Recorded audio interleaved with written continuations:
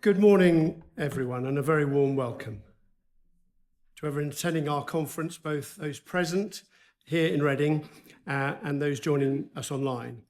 It's great to see our hybrid format is working well with a balance mix of in-person and virtual participants. I'd like to extend a special welcome to our international participants. Although this is primarily focused on the United Kingdom, we are delighted to have you with us. The UK has developed a wealth of expertise in BEHÇETS, and as a charity, we're proud to share that knowledge and support, much of which can be accessed through our website. For more than a third of you, this is your first time of attending our conference, and I've spoken to one of you, and so I especially hope that you find today both helpful and informative.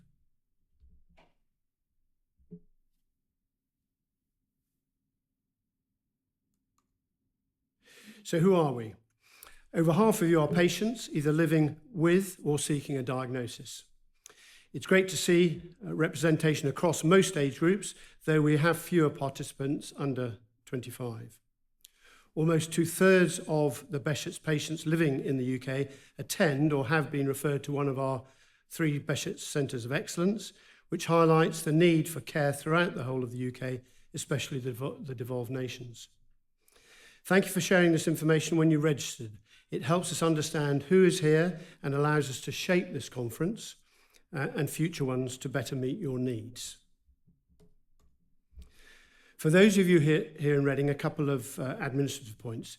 Toilets, I think you've hopefully all found them. You head back out to the hotel reception on the right-hand side, down the corridor to the right, and look out for the signs, and the accessibility toilet is the first left before that, and you'll need to take a radar key with you, which is on our reception desk. There are no fire drills planned today, so if the alarm goes off, please treat it as a real emergency. Please put your mobiles on silent if you haven't already. Breaks are scheduled, but feel free to take a break whenever you like, and you can use the lobby outside or any of the seating in the hotel lounge, obviously. Help yourself to refreshments throughout the day, keep yourself well watered, and if you need to leave early, please ensure you sign the register sign-out sheet, because that's for safety reasons. A further note for those attending in person, as we are unable to see participants joining online, today's sessions are being live streamed and recorded so that they can be viewed later through our YouTube channel. While the audience will not be intentionally filmed, please be mindful of the camera positions, basically there, if you need to move around the room whilst presentations are in progress. Kindly note that the recordings cannot be edited after the event. Cameras will be switched off during any breaks, so that's good. General photographs will be also taken throughout the day, and by attending this event, you are providing your consent to be included in these images, unless you have informed us otherwise. So please tell me or Gemma if you have any concerns on that score. The conference programme can be found on the tables for those on site and on our website for those on the webinar. And the link can be found on the chat, on the online chat. So there's the morning's programme, primarily the AGM, obviously. And after lunch looks like this. And I'd remind those online that you need to join on the separate afternoon link, and we will save the Q&A from the morning session.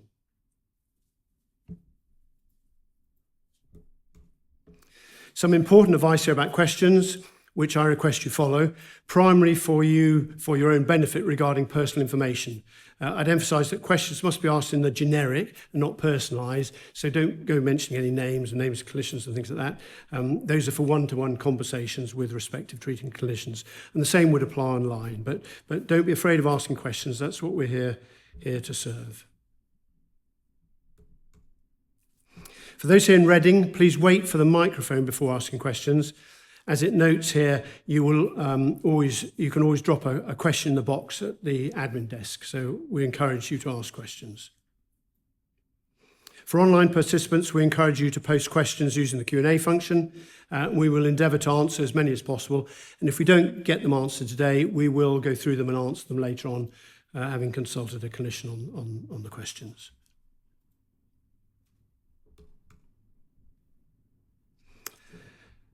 So, without further ado, I think I was ahead of myself there, but not to worry. So without further ado, please now listen to our patron, Baroness Margaret Ritchie of Downpatrick's opening welcome. Good morning, ladies and gentlemen. I open this 2025 BEHÇETS UK Conference and Annual General Meeting in Reading with a very warm welcome to both those attending in person and those joining on Zoom, including from around the world. Whilst this is a UK-focused annual conference for our BEHÇETS UK community, we are keen to share our insights with the international community. We have a great turnout again, so thank you for taking the time to support your society. I would like to particularly thank our chair, Tony Thornburn, for his sterling work, and Professor Farida Fortune and her team from London, who are sponsoring the conference over the weekend, and also Gemma Darlow for the considerable amount of effort that is needed to organise and manage this event. I once again thank all clinicians, nurses and staff who routinely support BEHÇETS patients, not only at the 3 centres of excellence in Liverpool, Birmingham and London, but also across the United Kingdom. I importantly thank wider family members, carers, and indeed friends who help support BEHÇETS patients as they overcome their various challenges afflicted with this debilitating condition. I take this opportunity, ladies and gentlemen, to highlight that we have now witnessed the first year of the successful adoption of the BEHÇETS Living Guideline, jointly sponsored by the British Association of Dermatologists and the British Society for Rheumatology, and indeed its first annual review has just taken place. I thank again the 24 or so clinicians for their valuable time offered freely to support this initiative with over 80 evidence-based recommendations, and particularly to Faru Mold Mustafa and Alina Constantin at the British Association of Dermatologists Clinical Standards Unit, who manage the ongoing administration of the Living Guideline. Laura Forrest and Richard West are particularly thanked for their patient advocacy input into the guideline, which is really important. Not only has the Living Guideline increased considerably the knowledge and awareness of the BEHÇETS among the general practitioners and specialist practitioners and clinicians throughout the UK, but in one case, made known to your chair, helped save someone's life earlier this year. I am pleased to announce that it has now been agreed by the 3 centres of excellence to establish a UK BEHÇETS patient registry, which I mentioned last year, and our chair, Tony Thornburn, will say more about that in his talk later today. Suffice to say, it has the support of Sarah Watson from NHS England, who oversees the Centres of Excellence as the highly specialised services Senior Commissioning Manager.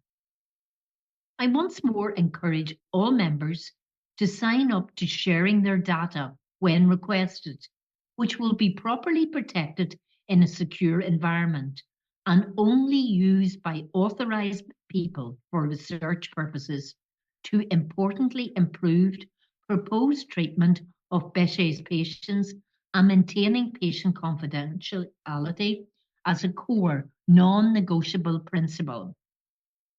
I would take the opportunity also to encourage patient members and their relatives to sign up to our Future Health and an article in your recently published Autumn 2025 newsletter refers. This is an important national government-sponsored initiative involving the devolved nations and regions for enabling discovery and testing of more effective approaches to prevention, earlier detection and treatment of diseases. And ladies and gentlemen, if we establish a large BEHÇETS cohort on the platform, it will open up potential research opportunities in the future. Ladies and gentlemen, today we have another packed agenda, which is always highly informative and assists patients navigating their individual care pathway. So without further ado, I hand you over to your chair, our chair, Tony Thornburn, and wish you all a very enjoyable, informative and beneficial day. My thanks to you. Thank you, Lady Margaret, for that introduction. And can I use this opportunity on behalf of the members, and particularly myself, to thank you for the great support you have provided us and continue to do as our patron. Okay, now let me open up the AGM for 2025.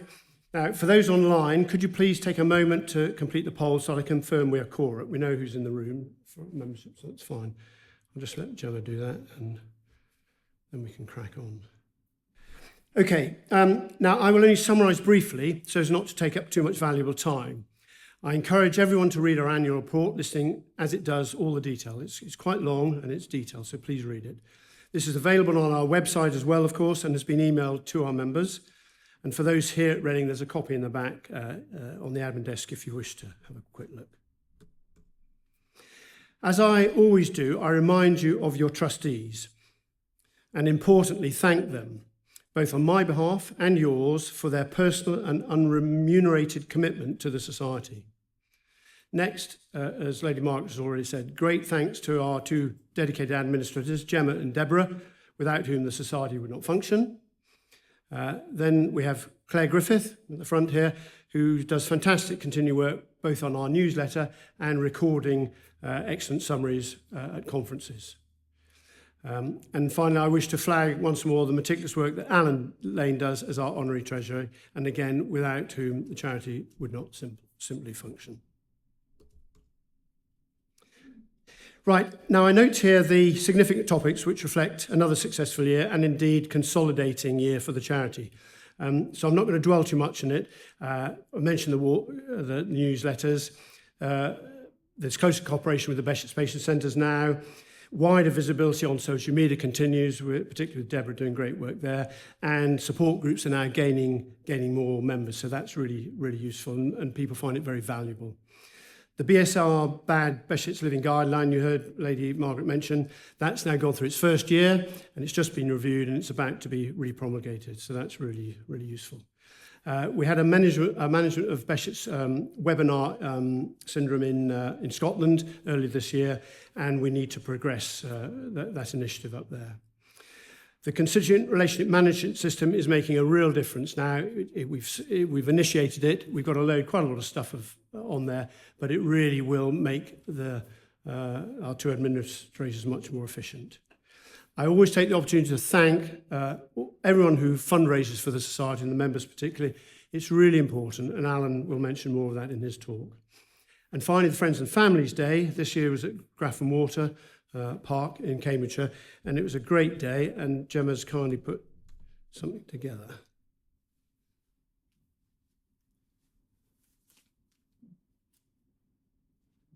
So there are lots of activities, and you can just look at the smiling faces, which I think says it all.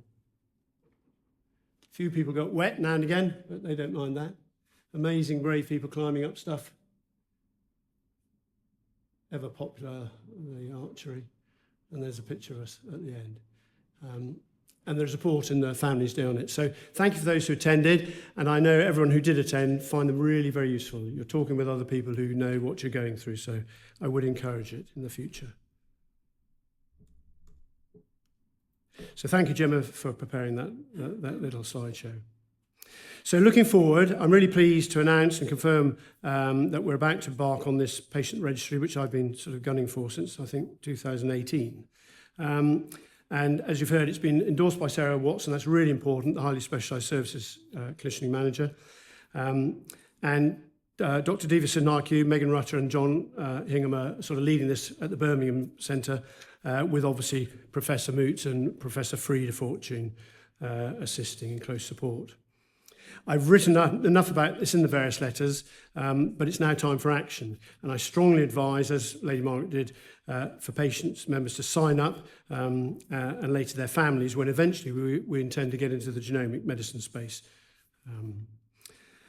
I will cite but one example of a condition to justify my case that has been reliant from data for a long time, like 100 years, from a registry to get to where it is now, and that's cancer. There are some issues to resolve regarding the devolved nations, but as the saying goes, I have a cunning plan. I'd like to conclude again with what Lady Margaret mentioned, another initiative which I strongly recommend patients to do. We are a small cohort, and that's the problem with rare diseases, but the more that sign up to this and the more that families do, there is an intention for this initiative in our Future Health to start some sort of genomic type analysis. It'll mainly be for the main conditions in the end, the big ones, but it's not precluding other ones. And we're going to become an affiliate member, which won't cost us anything apart from my time, and then we'll be featuring on this slide that they use. Finally, from me, I'd just like to alert the membership to the BEHÇETS UK Members Award, detailed on this slide. We didn't have a nomination this year, but I encourage anyone who thinks of anybody to put them forward for next year. And with that, Alan, over to you. Good morning, everybody, and it's great to be here in Reading to give my annual Treasurer's report. If you've heard me give this before, please don't go to sleep, because it's not going to be exactly the same as previous ones. There have been some significant changes this year. Now, first of all, I'm going to say something about our membership, us. I am one member, but we have about 1,200 members.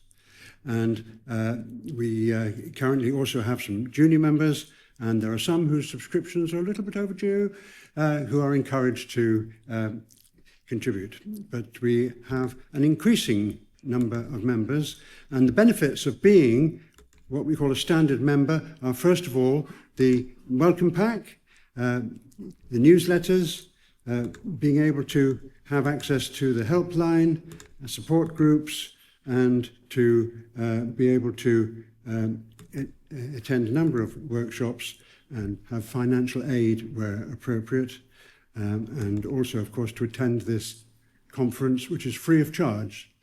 There's no reason why you couldn't make a small donation towards the refreshments, so there is a box at the back. So this is who we are in October 24. And it's much the same this year, and the membership subscriptions did go up to £30 for the present year. So now my financial report, which is what I mainly do, of course. And this is a very different picture from last year. You notice that we have a total income of over £215,000. It wasn't that way last year. And you'll notice that there's a very large green sector to this pie chart for bequests and legacies of 83%. 83% of our income came from bequests and legacies. But that's just one person. One person left us the balance of her estate. The amazing Mrs. Margaret Bain in Sussex left us £183,000. This would have been a very different picture without that. Now, you'll have already worked out, of course, what these percentages are at the top. And 1% of that is just over £2,000. So, subscriptions actually brought in less than £10,000. And that's because slightly more than half of our members do not pay subscriptions because they are, or perhaps were, in receipt of means-tested UK state benefits. And if any of you are no longer such, please do let our office know that you are entitled to pay your subscription. They'll be delighted to receive the money. You'll also notice that something like 9% of our income came from donations and fundraising. Again, that's not a very large amount when you consider the total, but it's still extremely important. It's more important even than the subscriptions in terms of what it brings in. So I do encourage you to carry on with the wonderful efforts which will be described later on fundraising. And a very small sliver of that pie chart is labelled gift aid. Some people wonderfully have decided to gift aid their subscriptions, which brings in an extra 25% from the government. If you are not already gift aiding, please consider doing so. I actually have some forms for that purpose at the back. So I'd be glad if you could take those up. So now think again, income 215,000. Expenditure only 69,000, which is fairly normal. And how did that money get spent? Well, about a quarter went on staff costs, which is usual, and about a quarter went on research grants, which is usual. There's one unusual thing about that pie chart, and that is the dark blue on the left, grants to other charities, because this year our trustees made a specific grant of £25,000 to help Behçet's patient centres continue to run. They had a big problem, which was threatening their existence. And the problem was that the NHS had, firstly, given annual increases in grants slightly less than the annual salary increases, which had built up over a while to become more of a problem, but more specifically, had decided to change from paying our grant monthly in advance to quarterly in arrears, which meant that we had to pay 3 months of salaries to the support coordinators at the London clinics without getting any money until afterwards. That made it a very difficult job for the finance director of Behçet's patient centres. His name's Alan Lane, by the way. And so, fortunately, the Behçet's UK trustees solved that problem. But that's why there's that big sector there.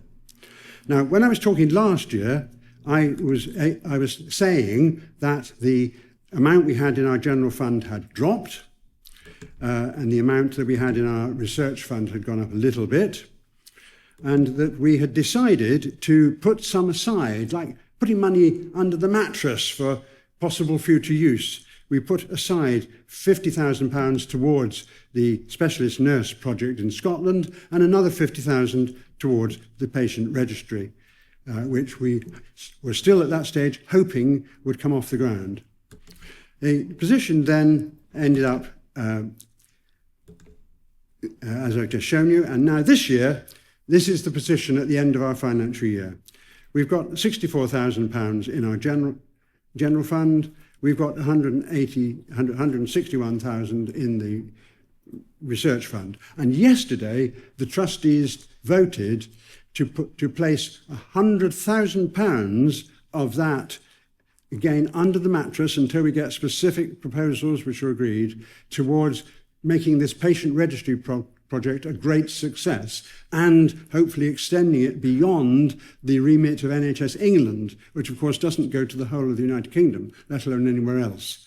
So that's money which, as it was the specific wish of the late Mrs. Margaret Bain to put money towards research, I think will be very well used over perhaps the next 5 years. And we are enormously grateful to her. And as I said before, if you would like to do likewise, even if you want to leave us £5, £50, £500, there are forms at the back. And that is such an important income stream for charities these days. Subscriptions are important too, but they rarely cover all the costs of running an important organisation like this. And we hope with your help that we can help you, your friends, relations, and generations to come. So thank you very much for all you do to make all this possible. Thank you. Rachel. Okay, good morning, everybody. Now, our lovely trustee, Neil, he usually does the fundraising report. But like so many people at this time of year, he's actually not very well. So we're sending him all of our best wishes and to anybody else that's struggling as well. So I'm going to do the fundraising report for this year. Oh, I need to get my notes. Hang on a second. And my glasses, I'm showing my age. Getting older every year. It's very depressing. Okie dokie.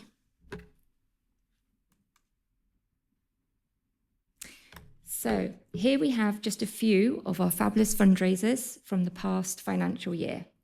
From a trick-or-treat spectacular to an incredible trek to Everest Base Camp.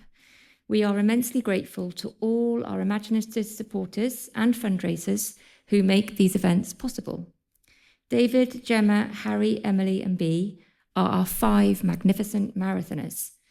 They took on their own challenges, tackling half marathons, full marathons, and even 4 marathons in 4 days, raising over £6,000 for BEHÇETS UK.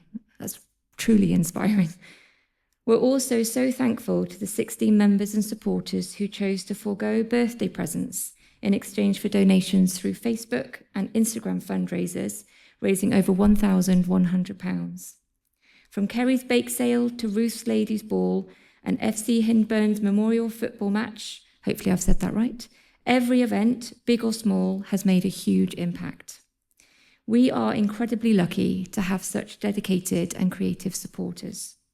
If you are inspired to get involved, check out our website for fundraising ideas or give us a call or email to chat about your plans. Whether you aim to raise £10 or £500, we'd love to hear from you and help make it happen. So, how can you do that? So there are ways that you can help. So the first one is you can join us. So you can visit the admin desk at the back or click Become a Member on our website. You don't just watch, you can be part of the community. You can also be a donor, so you can donate one-off or regular gifts which make a huge difference. Again, you could go by the admin desk at the back, or on our website we now have the hit the donation button. And we've also got fundraising. So as I've said, we'd love to hear from you if you've got some fundraising ideas for 2026. You can buy our BEHÇETS UK merchandise. We've got loads at the back, lots of Christmas cards. Christmas is coming. We've got an easy one if you shop using easy funding or Give As You Live, and you can raise money for BEHÇETS UK at no extra cost to you. If you're employed, you might be able to give through payroll giving, so it lets you donate tax-free straight from your salary, or your company may offer match funding, so they may double the amount that you raise, so they'll match you pound for pound. And don't forget gift aid as well. If you're a UK taxpayer and a BEHÇETS UK member or donor, please register for gift aid. It lets us claim back the tax on every pound you give, including your membership fee. And it's one of the easiest ways to increase your impact. And if you're thinking of having a clear out, you can donate as you sell on eBay. You can also play the weather lottery, with the chance to win up to £25,000. If you're on social media, you can fundraise. You can set up a fundraiser on Facebook or Instagram. And can you help beat last year's total of £1,100? Or, as I said, Christmas is coming, and there's Christmas cards at the back, and they're also online for those people that are online if you want to buy some Christmas cards on the website. Or you can send an e-card. So there's don'tsendmeacard.com, which basically means that you donate the cost of your cards to charity, to us, please. And then finally, as Alan has pointed out, we had a huge bequest this year. So if you are considering leaving us a legacy, please talk to Alan at the back, and we can help you sort that out. You can find all of this information on our website. Just scan the QR code, or did I go back too quickly? No, it's there. Just scan the QR code on your table, or you can scan on this here, and it will give you some information there. So thank you so much for your support in fundraising for 2025. Hopefully I did you proud, Neil. I'll just leave that for a few seconds. we're going to stick with me now because, again, this year, I have the pleasure of introducing the Judith Buckle Award. You've just heard him speak, and his name is Alan Lane, and he is our incredible honorary treasurer. Alan became a trustee and honorary treasurer in 2011 after Catherine Proudlock, who was vice chair at the time, spotted his financial talent when he worked for his local county council on a new computerised financial system for schools. Catherine was also working for the council and approached Alan to ask if he would be interested in helping a small charity called Behçet's Syndrome Society, as it was then known, because they needed an honorary treasurer. As Alan put it himself, he couldn't exactly deny that he didn't have the financial skills to do the job, and despite not really knowing anything about Behçet's, agreed to help. 15 years on, and Alan is the longest running trustee, continuing to dedicate his time to keeping the Behçet's books balanced. Shortly after Alan joined the charity, he started mapping where the members were from, and probably chasing those lapsed memberships too. We do like those. This was a hugely beneficial exercise as the movement towards setting up 3 centres of excellence gathered speed. Knowing where the members were from and how many helped shape the bid for the Behçet Centres of Excellence. After the success of the bid and the establishment of those centres, Alan helped to set up the charitable company and became the financial director for the Behçet's Patient Centres, which has 3 lots of financial reports to keep on top of. Alan will always give his time, even when on holiday. Jan Mathers remembers Alan with his wife Jane coming to visit them in France. She thinks you came via a tractor track rather than a road. A sat-nav issue? Yes? Yes. So I think Jane had a very bumpy ride on her way to Jan's, yeah. Arrived in a bit of a frazzled state. So Jan was actually working on the re-tender for the Behçet Centres of Excellence. And Alan, with his incredible work ethic, got stuck in, and they finished the re-tender, which was very successful. Alan has a very steady approach to managing and maintaining the financial reports for both Behçet's UK and the Behçet's Patient Centres. He is always considering what is best. When it comes to Behçet's UK, as you saw just now, he explains the quarterly financial reports in a way that we can all understand, steering us towards spending when we can, and putting on the brakes when we can't. His approach to problem solving is a lesson in itself. Diplomatic, measured, and solution-focused. This is likely due to his previous life as a teacher and head teacher. Alan always presents his financial reports at these AGMs with a little sprinkle of humour. He is aware that this is your charity and that we, as your trustees, have a responsibility to use any income wisely.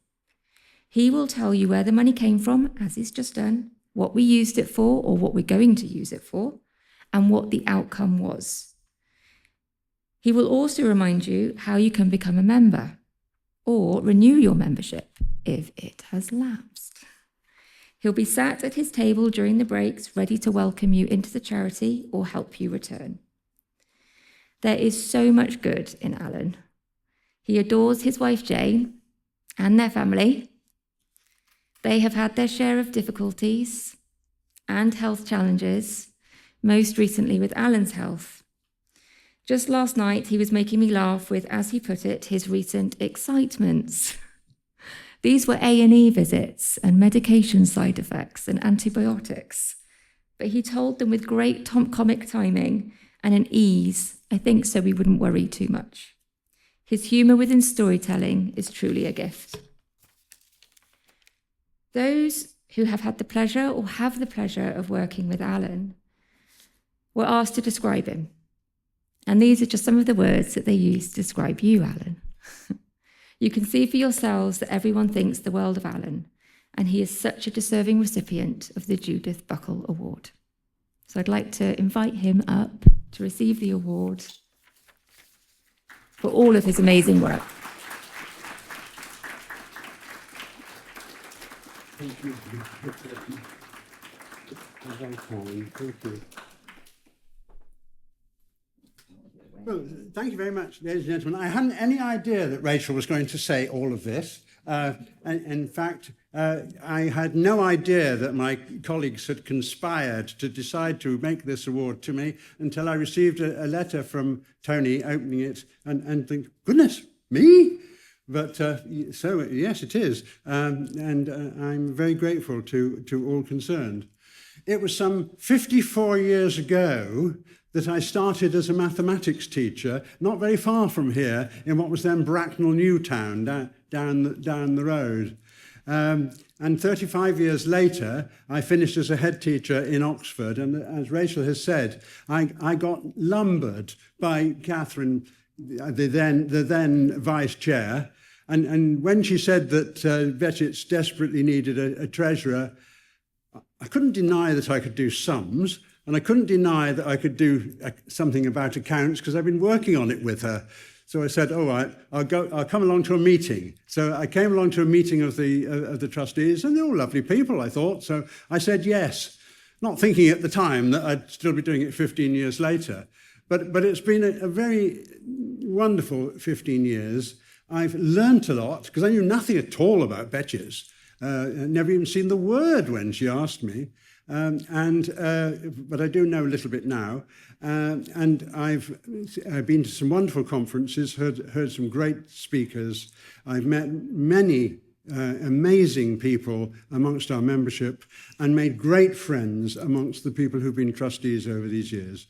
So to all of you, I am extremely grateful. Thank you very much. I want to do. Oh, I'm going to take a picture. So come out over to the centre, and you stand on one side. You stand the other.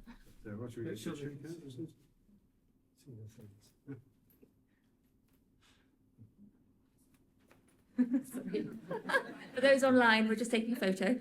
Exit. This is called exit stage left. Exit stage left. More. Okay.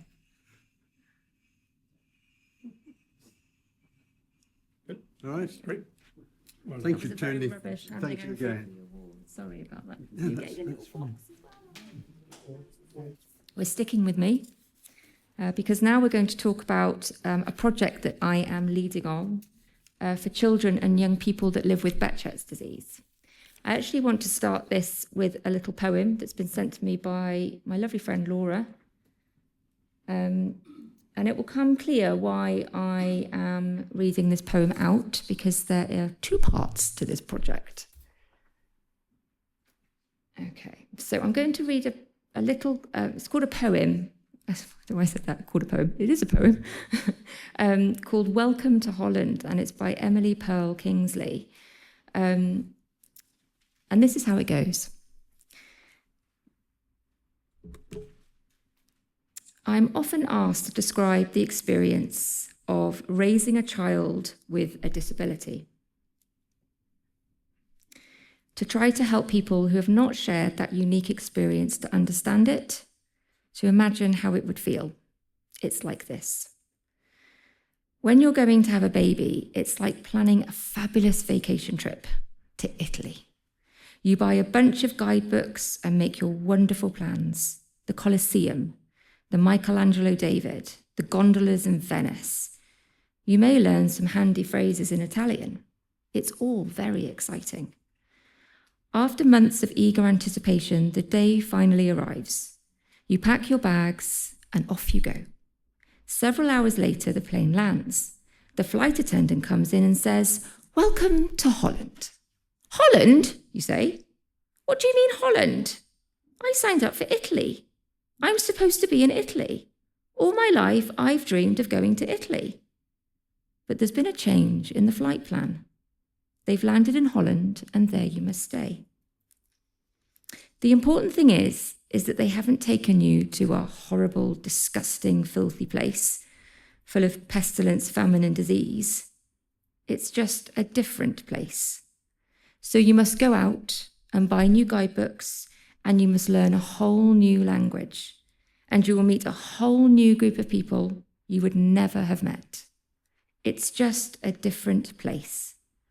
It's slower paced than Italy, less flashy than Italy, But after you've been there for a while and you catch your breath, you look around and you begin to notice that Holland has windmills and Holland has tulips. Holland even has Rembrandts. But everyone you know is busy coming and going from Italy, and they're all bragging about what a wonderful time they had there. And for the rest of your life, you will say, yes, that's where I was supposed to go. That's what I had planned. And the pain of that will never, ever, ever, ever go away, because the loss of that dream is a very, very significant loss. But if you spend your life mourning the fact that you didn't get to Italy, you may never be free to enjoy the very special, the very lovely things about Holland. Now, the reason I've read that out is because we can't forget that there are children and young people in our membership that have Behçet's disease, and there are also parents of those children who are trying to manage that condition every single day. 3 years ago, I presented the Breathe Creative project that a group of adults had created. It was their lived experience, their kind of voice of what it's like to live with Behçet's. And at the time, I remember Professor Frida Fortune coming up to me, she said, you need to continue this arts and health. It's so important. Can we do it with children and young people? I said, that's my plan. We have finally got there. We are now doing a project for children and young people who have that lived experience of Behçet's disease. This is an online project, so you don't need to come in person. We're holding it on Saturday mornings from 11 till 1. So if you're aged as young as 7, if you want to be, up until the age of 24.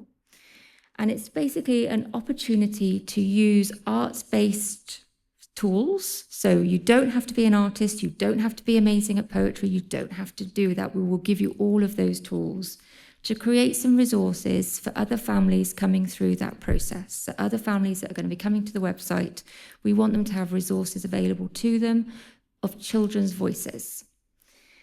So if there is anybody in the room here today, or there's anybody online who has a child or young person with Behçet's who would really like to get involved in something fun and creative that has something at the end of it, we are doing this up until December.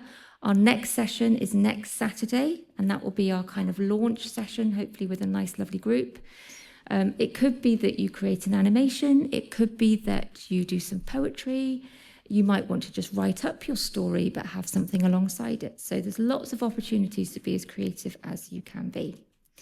Following on from this, then, we have also, the Behçet's UK trustees have also agreed to fund a follow-on project for the parents. So that's why that poem is really relevant, because we hear the children's voices, and now we want to hear from the parents. So in 2026, we're going to be doing a project for parents, which is also going to be looking at their lived experience, creating some resources.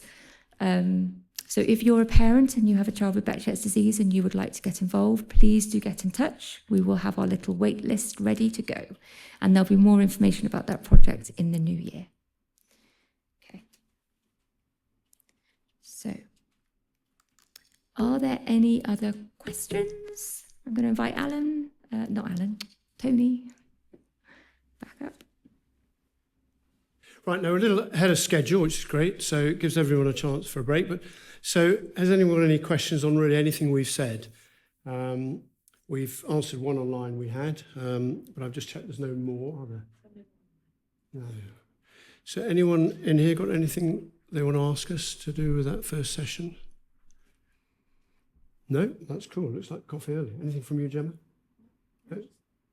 Great. Well, online, have a quick break now, a longer break, and same in here, actually get your coffees and things. And then we're back in, please, on time at 11:45, and then Professor Fortune will be introduced and start the conference.